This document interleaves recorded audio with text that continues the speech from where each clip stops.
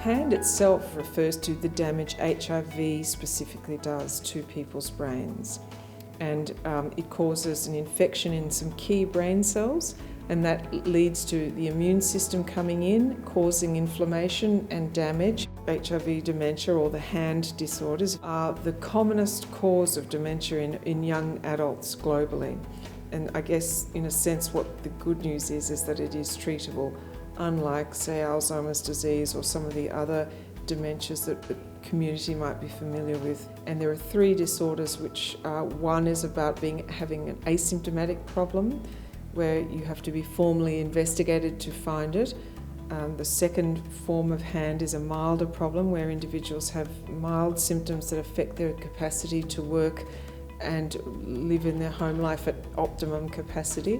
And the third category within hand is HIV dementia, where individuals really have considerable impairment and won't be able to work or run a household with their usual level of autonomy and efficiency. The most common form of hand these days that we would see is minor neurocognitive disorder, and people who experience that would sometimes report, apart from just forgetfulness, slowing in the way they process their thoughts, some difficulties in planning and organisation, forgetting appointments, just like a slowing down of their normal processes. I've got plethoras of pads all over the place, writing pads, and I write myself notes, and then eventually I enter them into my Google tablet so that I've got, the future set out.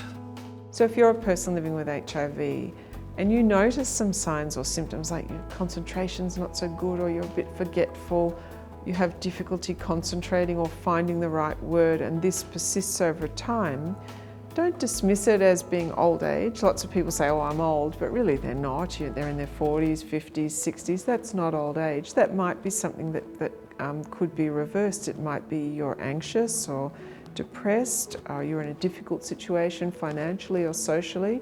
It might mean that you're drinking a little bit too much or taking ecstasy on the weekends. It might mean that HIV is affecting your brain. We don't know.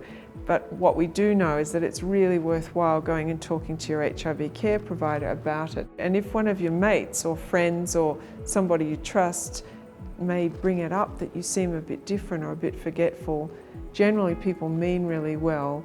And if they've noticed it, it's probably worthwhile giving yourself a chance to think about it and say, yeah, maybe this is true and I'm going to do something about it. I think it'd be a shame if attempts to create greater community awareness about hand led people to be unnecessarily fearful or anxious about the consequences of living with the virus.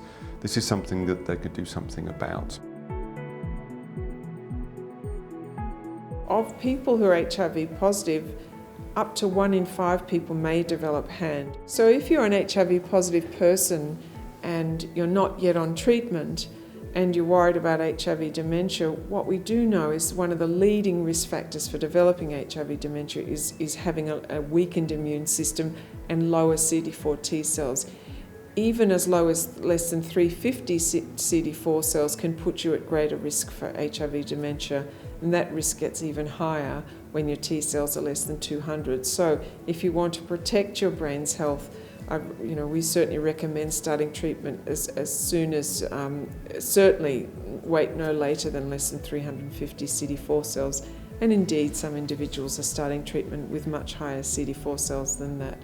But treatment seems to be the greatest prevention of dementia. And broadly, we know for everyone in our community, whether you're HIV positive or not, that staying healthy, sleeping, eating well, exercising, moderate alcohol intake, not smoking, all those factors do lead to greater mental and cognitive health.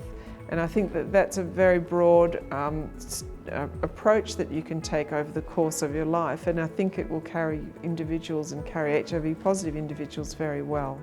Even before younger onset dementia and everything else, we knew that too much alcohol does organic brain damage.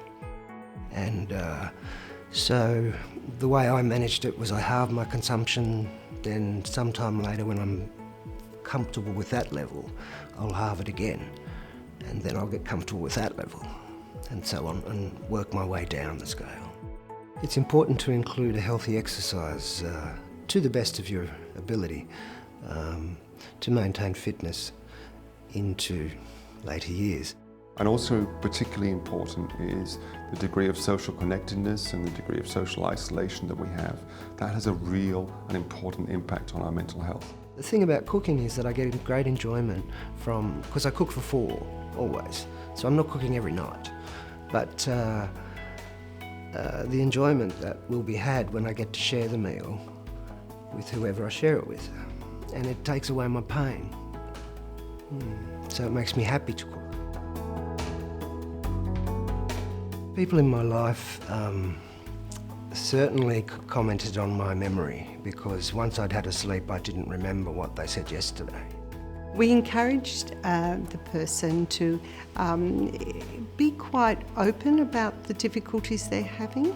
We find that if people say to their family and friends, look, I have a problem with my memory, please forgive me if I ask you the question again. Generally speaking, people are very accommodating. I think the problem when you hide a difficulty is that people constantly become frustrated with you and they think, well, I told them that before, I don't understand why they keep asking me. Sometimes honesty is the best policy. Yes, it's important to have people around you who are aware of your limitations and can offer to help. In many cases you can still complete things. A person with YOD will complete the things that they would have completed, but it's slower.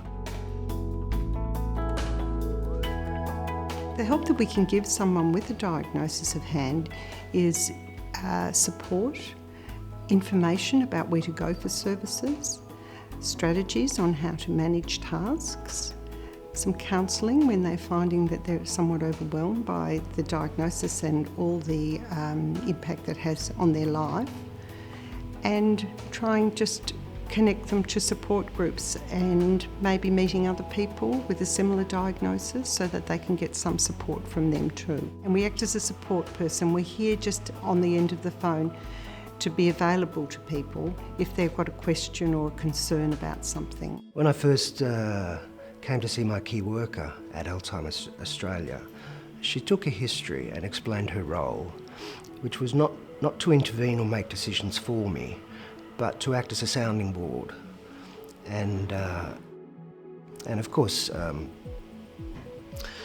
made use of that facility several times, and it was something as simple as I had 5 things to do and I couldn't decide a priority, and I'd been working on it for a couple of days. And I rang the key worker and we talked it through, and with the extra input, I was able to come to a decision in which I felt confident was the correct one. And the other thing that Alzheimer's Australia offers is a luncheon for the younger onset dementia group, and I've been only to one of those, but it was a lot of fun and I'll come back again. And the idea of the cafe is to so he can get in touch with other people his own age who've got similar diagnosis and hear about how they manage their life.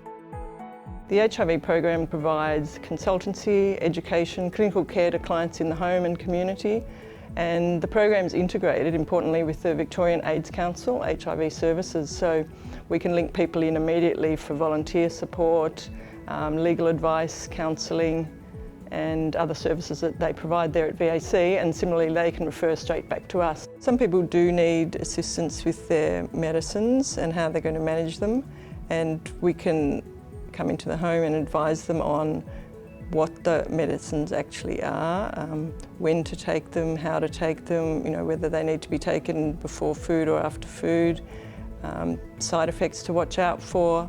We can come and monitor their side effects. We can fill a dosette box for them so that they can then self-manage from that. Staying connected socially is really important for cognitive health, and depending on the client's interests and wishes, we can help link them in with local services. Say a group could be a sporting interest or a book club or whatever in their local area.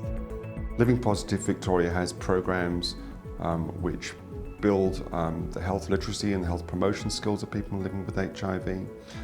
We have peer support programs, and we also advocate for people living with HIV as individuals and also on major policy issues. We have very good evidence that peer support is one of the most effective ways of engaging with people with a chronic illness, which can be socially isolating.